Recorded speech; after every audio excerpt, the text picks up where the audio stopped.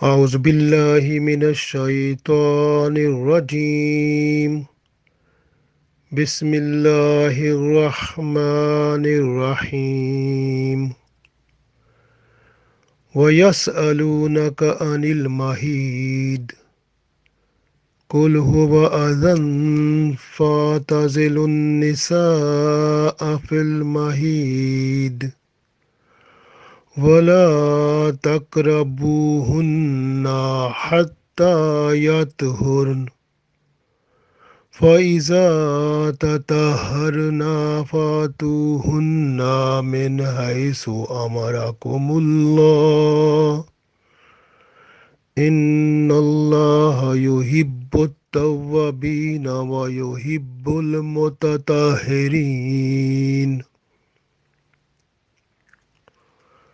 عزیز دوستو، السلام علیکم ورحمۃ اللہ وبرکاتہ. سورۃ البقرہ آیت نمبر 222 تلاوت کی ہے. اس آیت میں اللہ تعالی ارشاد فرماتا ہے کہ وہ عورتیں جو حائضہ ہوتی ہیں ان کے ساتھ صحبت نہ کرو جب تک کہ وہ پاک نہ ہو جائیں.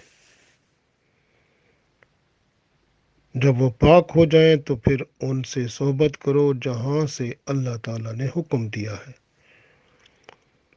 کیونکہ اللہ تعالیٰ توبہ کرنے والوں کو اور پاک صاف رہنے والوں کو پسند کرتا ہے، ان کو دوست رکھتا ہے. ارشاد ہوتا ہے وَيَسْأَلُونَكَ، اور سوال کرتے ہیں آپ صلی اللہ علیہ وسلم سے، عن المحید، حالت حیض کے بارے میں. حالت حیض کے بارے میں آپ سے سوال کرتے ہیں. کل، ان کو فرما دیں، ہوا کہ وہ اذن یعنی گندگی ہے، تکلیف ہے، غلاظت ہے. فاعتزلوا النساء، پس تم الگ رہو نساء عورتوں سے، فی المحید حید کی حالت میں، حالت حیض میں عورتوں سے الگ رہو. فاعتزلوا النساء فی المحید، پس تم حالت حیض میں عورتوں سے الگ رہو. ولا تقربوہن، ولا اور نہ، تقربو قریب جاؤ، ہننا ان کے، یعنی ان کے قریب نہ جاؤ جب وہ حالت حیض میں ہوں، یعنی ان کے قریب نہ جاؤ. حتیٰ، یہاں تک کہ وہ یطہرن کا مطلب ہوتا ہے پاک ہو جائیں، یہاں تک کہ وہ پاک ہو جائیں، یعنی جب وہ حالت حیض ختم ہو جائے اس کے بعد غسل کر لیں، پاک ہو جائیں. تو جب وہ پاک ہو جائیں، فَإِذَا تَطَہَّرْنَ، پس جب وہ پاک ہو جائیں، فَاتُوهُنَّ، پس تم آؤ ان کے پاس، من حیث، اس جگہ سے، امرکم اللہ، جس کا اللہ نے تمہیں حکم دیا ہے.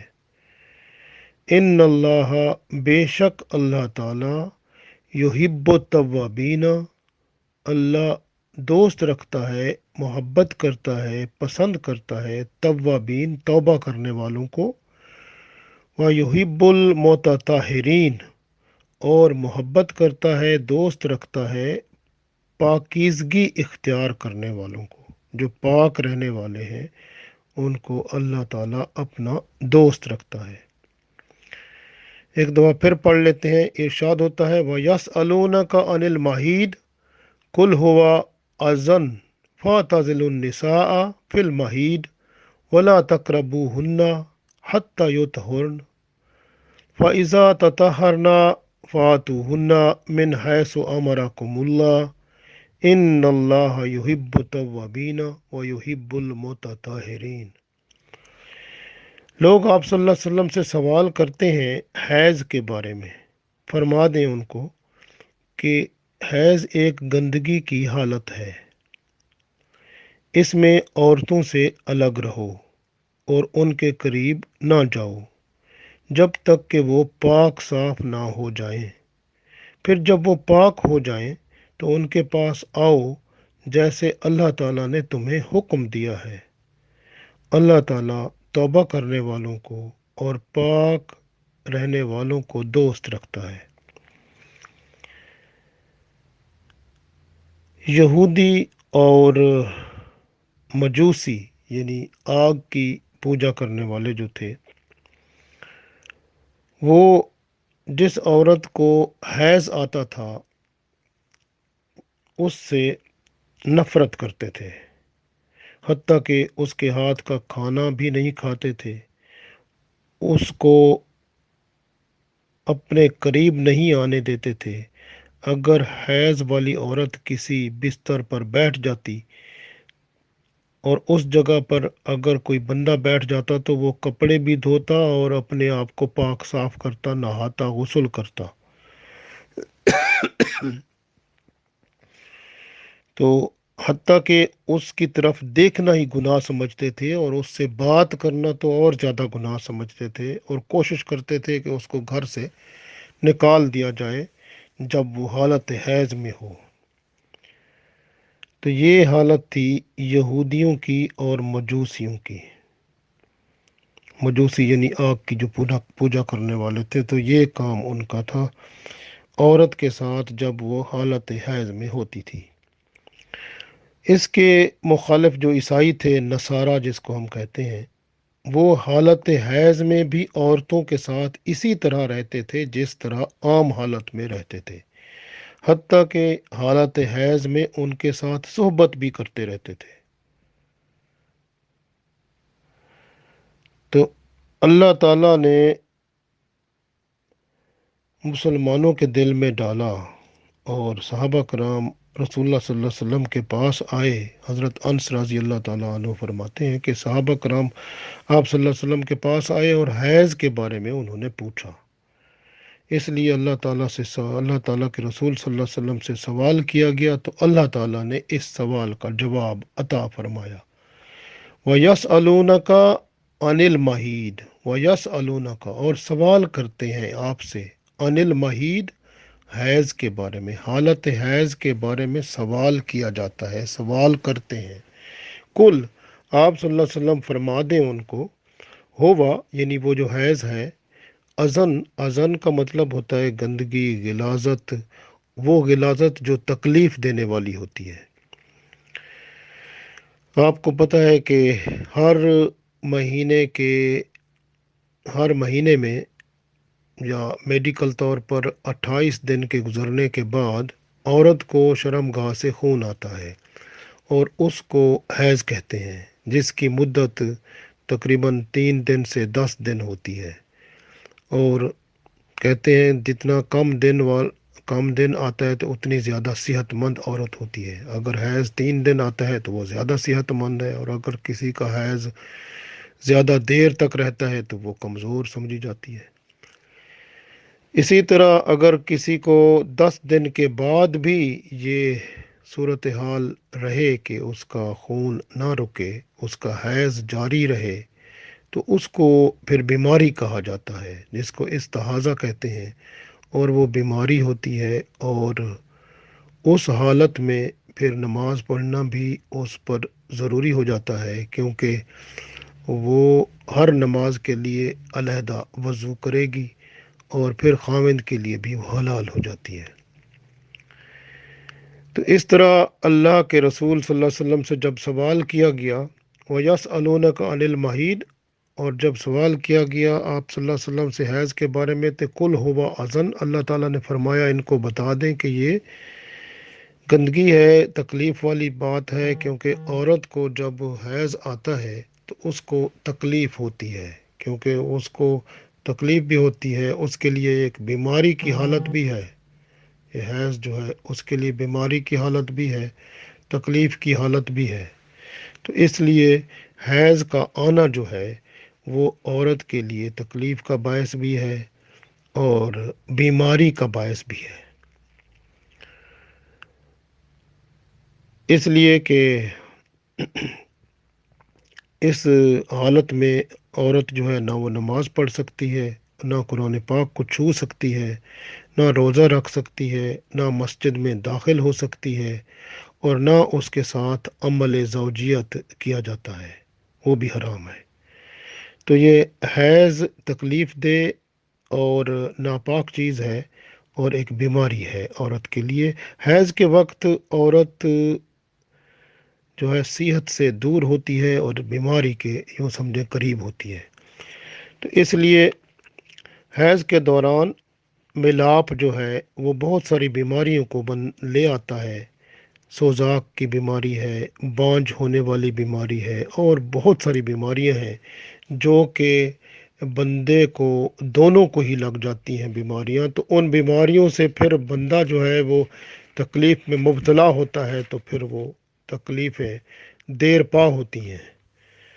حضرت ابو ہریرہ رضی اللہ تعالی عنہ فرماتے ہیں کہ رسول اللہ صلی اللہ علیہ وآلہ وسلم نے فرمایا، جس شخص نے حائضہ عورت سے جماع کیا، یعنی اس کے ساتھ ملاپ کیا، یا کسی عورت کی پچھلی مقام سے دخول کیا، یا کسی شخص نے کاہن کی قول کی تصدیق کی، تو اس نے محمد رسول اللہ صلی اللہ علیہ وآلہ وسلم پر نازل شدہ دین کے ساتھ کفر کیا۔ تو گویا اتنا بڑا گناہ ہے، یہ حدیث ابن ماجہ میں موجود ہے۔ تو اتنا بڑا گناہ ہے کہ حائضہ عورت کے ساتھ بندہ ہم بستری نہیں کر سکتا، اس کے ساتھ جنسی تعلق قائم نہیں کر سکتا، اور اسی طرح عورت کے پچھلے مقام سے بھی دخول نہیں کر سکتا، وہ بھی بہت بڑا گناہ ہے۔ رسول اللہ صلی اللہ علیہ وسلم نے اس کو کفر کے ساتھ تشبیہ دی کہ بندہ جو ایسا کرے گا وہ ایسے ہے جیسے اس نے محمد رسول اللہ صلی اللہ علیہ وسلم پر نازل شدہ دین جو تھا اس کے ساتھ کفر کیا۔ تو اس کے ساتھ بیماریاں بھی لگی ہوئی ہیں، جیسے میں نے عرض کیا، حیض جو ہے، سوال پیدا ہوتا ہے عورتوں کو حیض آتا کیوں ہے اور کیسے شروع ہوا؟ حضرت حوا علیہ السلام نے جب شجر ممنوع کھا لیا تھا تو اس وقت ان کو یہی حیض شروع ہو گیا تھا۔ تو حیض والی عورت کی جنت میں تو جگہ نہیں ہوتی، اس لیے پھر ان کو زمین پر آنا پڑا۔ تو گویا حیض جو ہے، آپ غور کریں تو ایک شجر ممنوع جو کہ اللہ نے منع کیا، اس کو اگر منع کی ہوئی چیز کو استعمال کر لیا تو گویا حیض میں مبتلا ہو گئے۔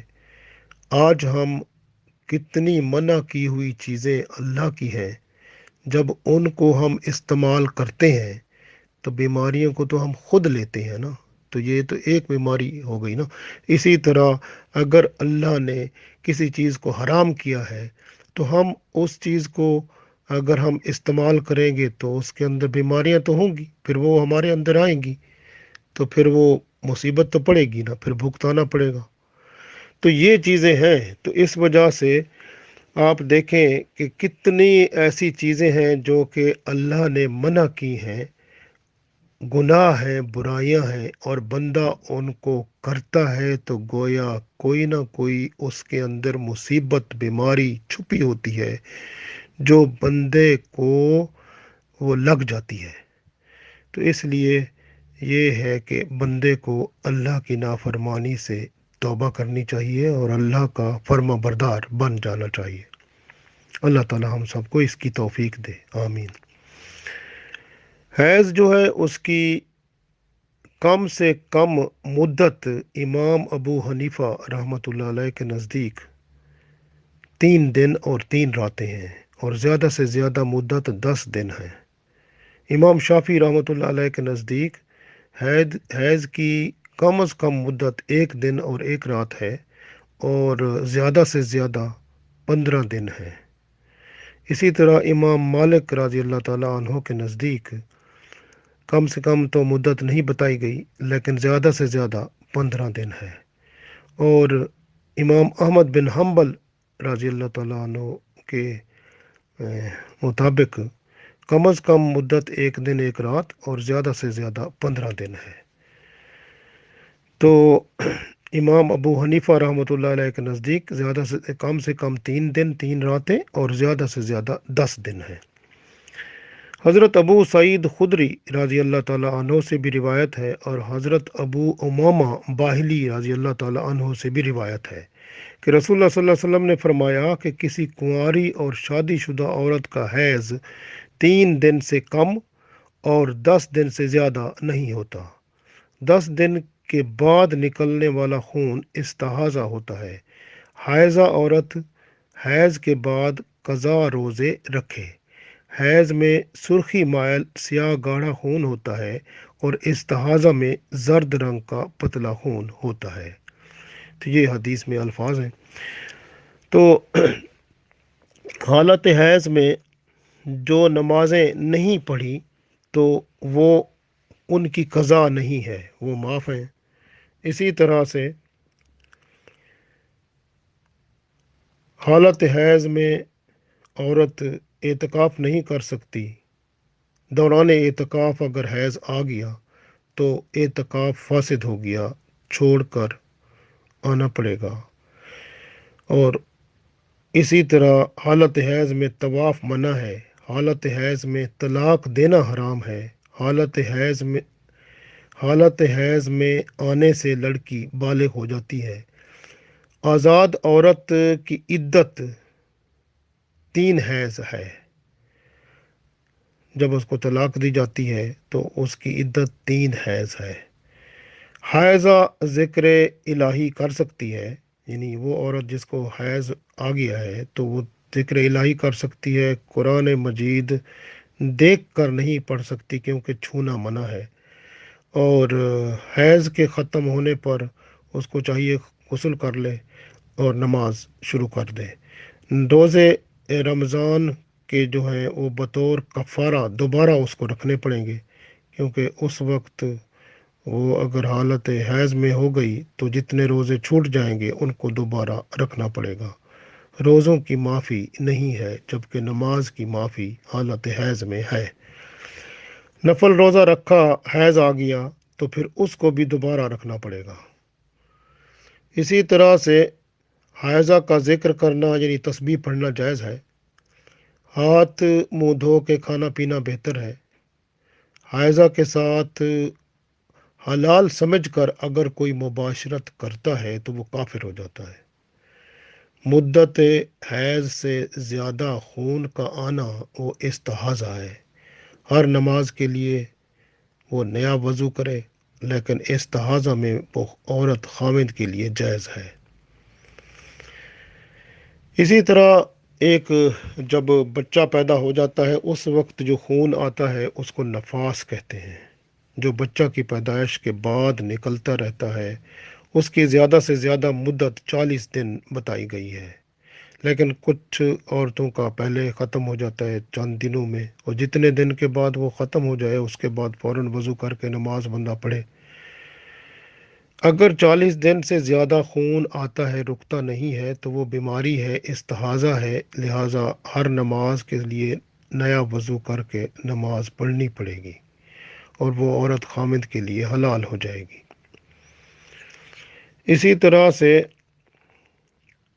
نفاس کا خون نکلنے کے بعد عدت پوری ہو جاتی ہے، خواہ وہ عدت طلاق ہو یا عدت وفات ہو۔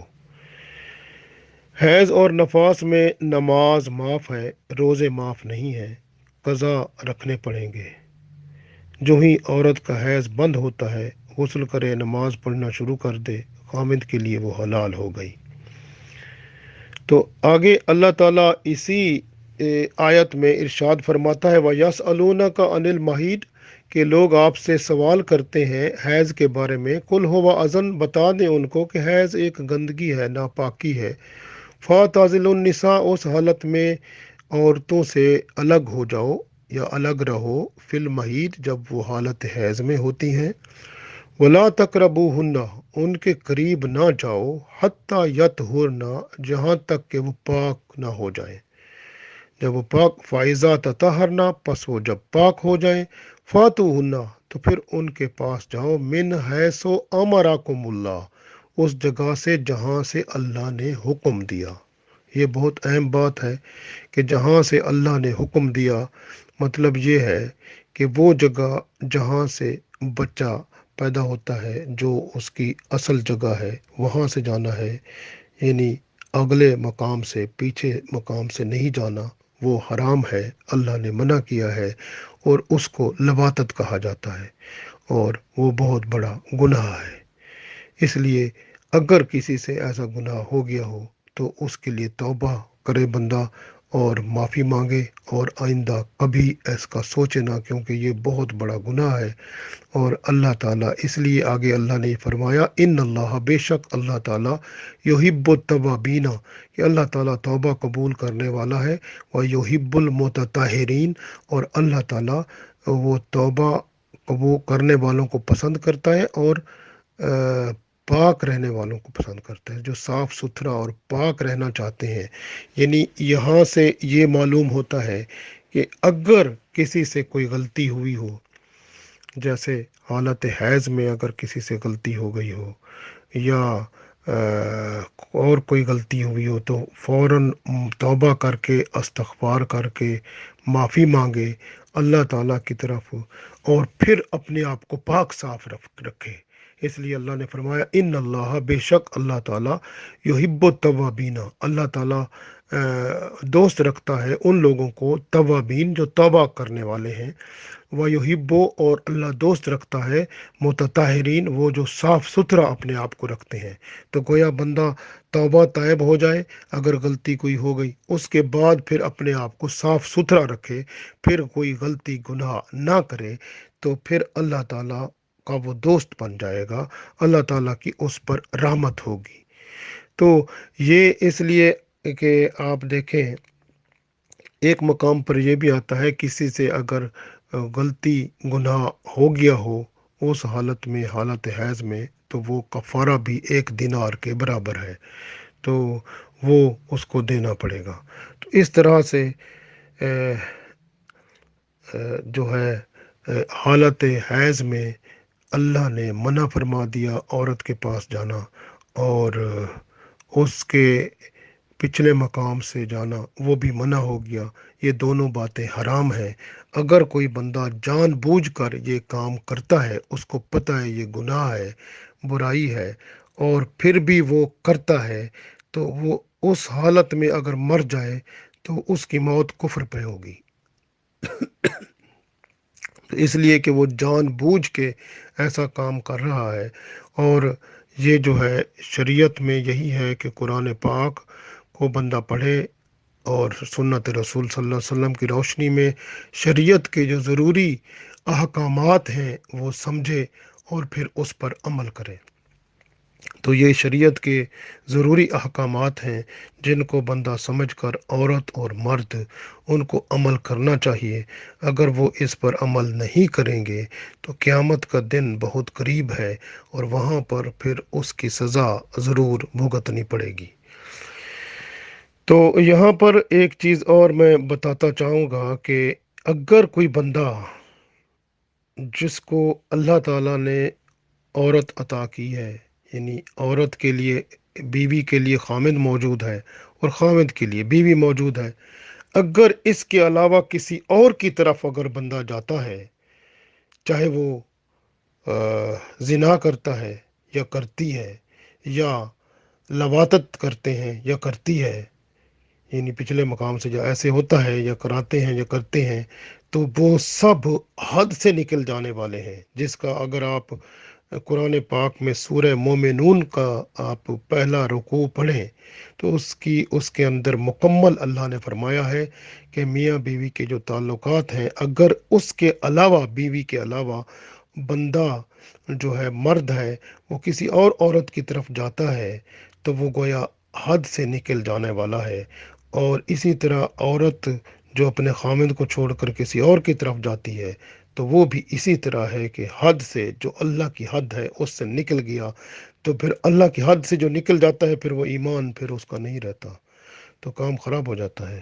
تو اس لیے یہ جو ہے نا، جس کا ذکر سورہ مومنون کی آیات میں آیا ہے، 7ویں آیت میں اللہ نے یہی فرمایا، فَمَنِ ابْتَغَىٰ وَرَاءَ ذَٰلِكَ فَأُولَٰئِكَ هُمُ الْعَادُونَ، اور جو کوئی ڈھونڈے اس کے سوا، یعنی اپنی بیوی کے سوا، یا بیوی ہے تو خامد کے سوا، کسی اور کو بے حیائی یا برائی یا گناہ، زنا، لواطت یا کوئی اور حربہ، جو سیکشولی، جو جنسی طور پر اپنے آپ کو دونوں کو اس سے لذت لینے والا، اگر کوئی ایسا حربہ اختیار کرے تو اللہ فرماتا ہے فَأُولَٰئِکَ، تو یہ وہ لوگ ہیں، ہم العادون، جو حد سے بڑھ جانے والے ہیں۔